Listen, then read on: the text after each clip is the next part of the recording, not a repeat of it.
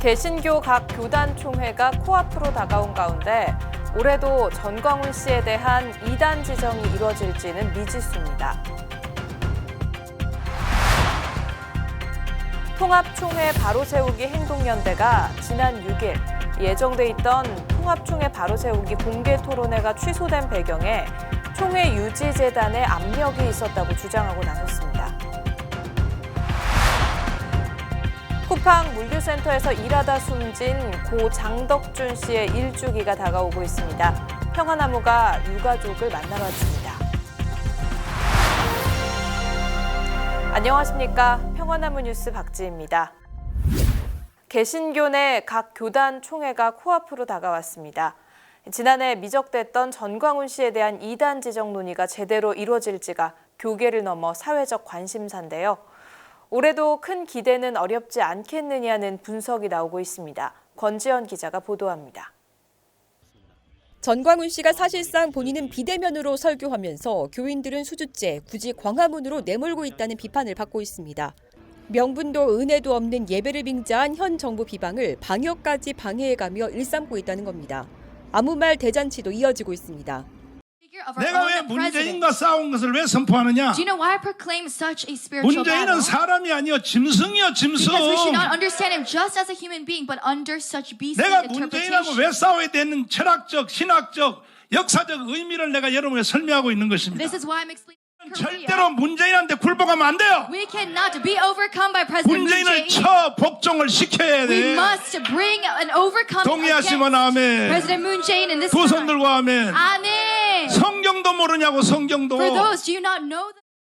전 씨는 여차하면 캐나다에 독립국가를 세우겠다는 황당한 발언도 했습니다.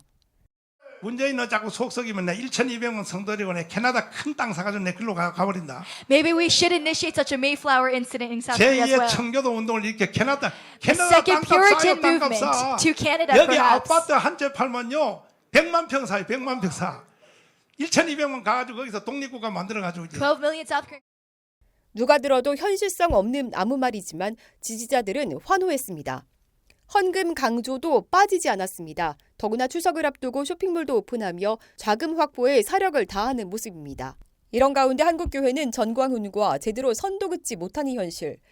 대한예수교장로회 합동 이단 사이비 피해 대책조사 연구위원회는 지난해 9월 열린 제105회 총회 보고서에서 전광훈을 이단 옹호자로 보고했습니다.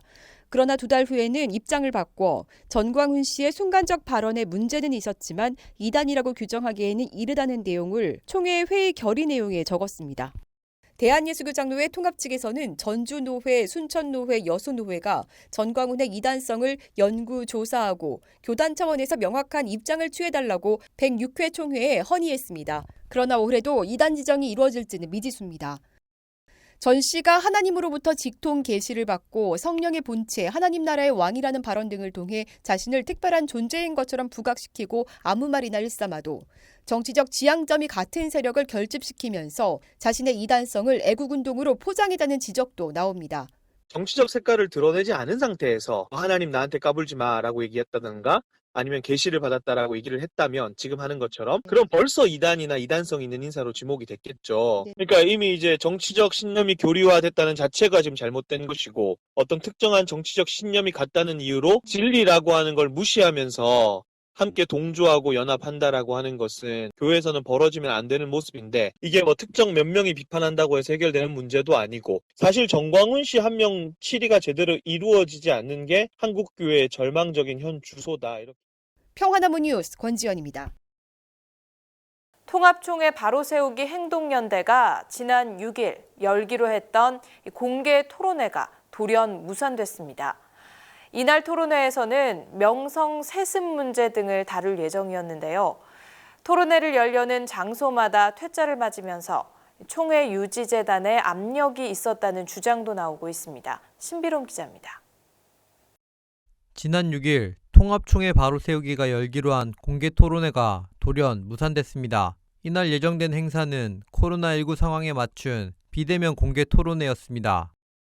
명성교회 부자 세습에 맞서온 이들은 이날 명성교회 세습과 관련된 진행사항과 세습금지법을 무력화시키고 세습을 관철시키려는 다수의 사연을 공개할 예정이었습니다.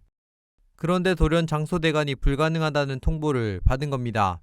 공간 대여하는 신청서의 동의사항 중에서 정치적으로나 종교적으로 분쟁을 일으킬 만한 사안이나 이런 내용에 대해서는 저희가 공간을 사용을 안 하는 걸로 조건이 있어요. 저희 입장에서는 뭐 어쨌든 저희가 총회 안에 있는데 분쟁이 생길 만한 것들을 저희가 굳이 만들 필요가 없잖아요.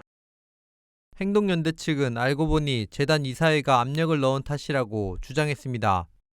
총회 결의에 반하는 행사를 총회 건물에서 한다는 게 용납할 수 없다. 그래서 이사회가 모였고 결의를 정식으로 했고 대표인 정성진 목사에게 이사장이랑 임원들이 찾아와서 경고장을 전달을 한 거예요. 이후 장소를 변경했으나 이 역시 무산됐습니다. 되고 여기도 안 되고 저기도 안 되다가 최종적으로 내가 수용을 한 게 여전도 해관 경찰에 신고한다 그러고 식당도 앞으로 문을 닫고 운영을 하기 어렵다 뭐 이런 협박을. 대한예수교 장로회 통합교단 헌법 제28조 6항에는 세습 방지법을 못 받고 있습니다. 그런데도 세습의 부당성을 주장하는 것이 총회에 반하는 것이라는 유지재단 측의 설명을 듣기 위해 이사장인 리명석 목사에게 연락했으나 닿지 않았습니다. 법을 잠재한다는 건 총회의 조직과 모든 운영의 기본이 되는 것을 무시하는 거야. 더 나아가서는 신앙 고백, 사도신경, 웨스트민스터 신앙 고백, 예수교 장로의 21세기 신앙 고백까지도 다 무시한다는 그런 얘기가 될 수도 있는 거예요. 당장의 눈앞에 자기네 이익을 위해서 근본을 무시하고 전통과 역사를 다 무시하는 아주 무서운 죄를 짓는 거예요. 신사참배한 것보다 더 무서운 죄를 짓는 거야. 행동연대 안팎에서는 유지재단을 움직이기 위해 명성교회에 입김이 작용한 것은 아니냐는 의심도 나옵니다. 지금 명성교회에서 압력을 행사한다고 왈가왈부되거나 총회가 명성교회에서 얘기한다고 총회가 말을 듣고 명성교회가 개교회가 어떤 압력을 행사한다고 하는 건 그 지금이 어느 때인가요? 그건 말이 안 돼요. 그러나 명성교회가 헌법까지 무시해가며 세습을 강행할 수 있었던 것 자체가 총회 위에 군림하는 것임을 증명하는 셈입니다. 평화나무 뉴스 신비롬입니다. 다가오는 10월 12일은 쿠팡 물류센터에서 일하다 숨진 고 장덕준 씨의 일주기입니다. 유가족은 쿠팡 측에 재발 방지 대책 마련을 촉구하며 산재 판정까지 이끌어냈는데요. 장 씨가 숨진 지 1년이 다 되어 가도록 쿠팡 측은 유가족에게 제대로 된 사과나 재발 방지 대책 마련에도 모르쇠로 일관하고 있습니다. 실망감을 숨기지 못한 유가족은 쿠팡 측에 이 과로사 재발 방지 대책 마련을 촉구하며 청와대 국민청원에 돌입했습니다. 김준수 기자의 보도입니다. 지금 저희 이제 두 부부가 지금 정신과 치료를 받고 있고요. 그러니까 얼마 전에는 애들 아빠가 손가락도 잘릴 뻔하고 또 무릎도 다치고 사실은 이 상태에서 일을 하는 게 너무 힘들어요. 그냥 할 수 있는 만큼 더 차라리 지금 아들 이 문제를 해결하는 데 뛰어드는 게 저희로서는 그게 더 낫다는 판단을 내려서. 지난해 10월 쿠팡 물류센터에서 극한 노동에 시달리다 사망한 고 장덕준 씨의 부모의 삶은 그날에 멈춰 있습니다. 장 씨의 죽음 이후에도 사망자가 발생하자 쿠팡 측은 그제야 유가족의 바람을 일부 담아 야간 근로자를 위한 지원과 작업장 안전환경 조성 등을 약속했습니다. 그러나 이마저도 쿠팡 측은 지키지 않았습니다. 돌연 입장을 바꿔 모르쇠로 일관하고 있다는 게 유가족과 과로사 대책위의 주장입니다. 실제 쿠팡 관계자와의 카카오톡 대화 내용을 살펴보면 검토 후 연락드리겠다고 했지만 7월 14일 이후 아무런 연락도 없는 상태입니다. 10월 11일이면 고 장덕준 씨의 일주기입니다.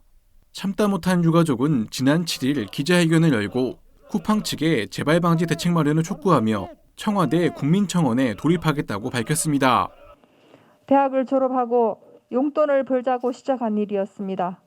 특별한 지병도 없었고 태권도 공인 사단, 육군 병장 만기 제대를 하였으며 책임감도 강한 대한민국의 평범한 청년이었습니다. 그런 아들이 1년 4개월을 쿠팡에서 야간 근무를 하다가 어느 날 퇴근 후 샤워도 마치지 못하고 심장이 멈춰 우리 곁을 떠났습니다. 10월이면 아들이 사망한 지 1년입니다.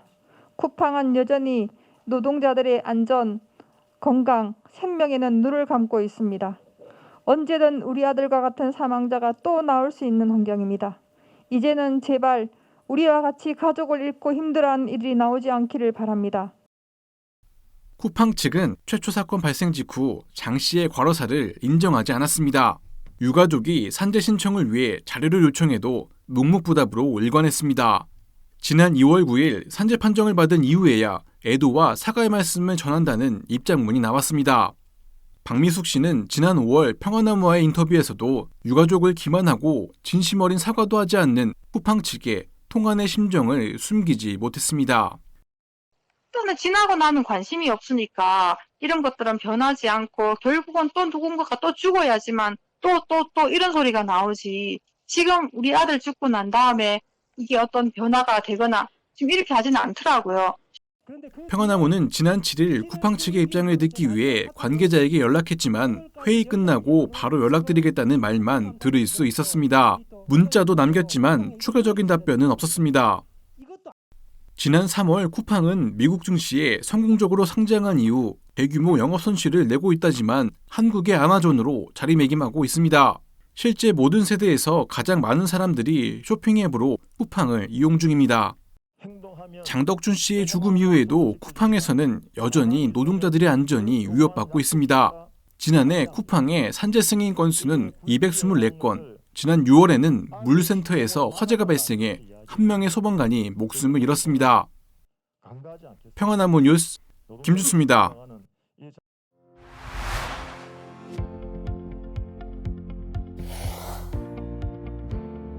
한 주간 미디어 브리핑입니다. 데일리한 의뢰로 여론조사 공정위 지난 3일과 4일 전국 성인 1,003명을 대상으로 진행한 여론조사 결과에 대한 의문이 제기되고 있습니다. 이재명 후보의 지지율이 한 주 만에 16%포인트나 폭락하는가 하면 여야 차기 대선 후보 적합도에서는 윤석열 후보가 1위를 기록한 것으로 나타났습니다. 또 홍준표 후보가 여성 지지자로부터 40%의 지지를 받고 호남에서도 30% 넘는 지지율을 얻었다고 발표했는데요. 이는 비슷한 시기 다른 여론조사에서 홍 후보는 여성층으로부터 30%, 호남의 경우는 10%대 후반으로 집계된 바 있습니다. 그간의 여론조사 수치에서 크게 벗어나는 수치에 전문가들도 갸우뚱하는 상황인데요. 중앙선거 여론조사 심의위원회도 유심히 지켜보는 중인 것으로 확인됩니다. 하지만 언론들은 이를 가감없이 받아쓰는 모습입니다. 여론조사 업체 공정의 공정성 논란에는 별 관심이 없어 보입니다. 검찰이 2017년 당시 수사 대상자를 상대로 이재명 성남시장의 비위 행위를 진술하라고 압박했다는 의혹이 KBS 보도를 통해 제기됐습니다. 검찰은 구치소에 수감 중인 한 기업 대표에게 이 같은 진술을 강요하면서 그의 어머니와 배우자까지 수사 대상에 올렸는데요. 이 문제를 보도한 이재석 기자는 8일 KBS 라디오 최경영의 최강시사에서 이런 문제를 경선 과정에서 왜 보도하느냐는 시각도 있지만 이 주제는 이재명이 아니라 검찰이라고 말했습니다. 지난 8일을 시작으로 포털에서 연합뉴스의 기사 노출이 중단됩니다. 기사형 광고를 내온 것이 발각됐기 때문인데요. 연합뉴스는 올해 기사형 광고 확대 계획까지 세웠다고 합니다.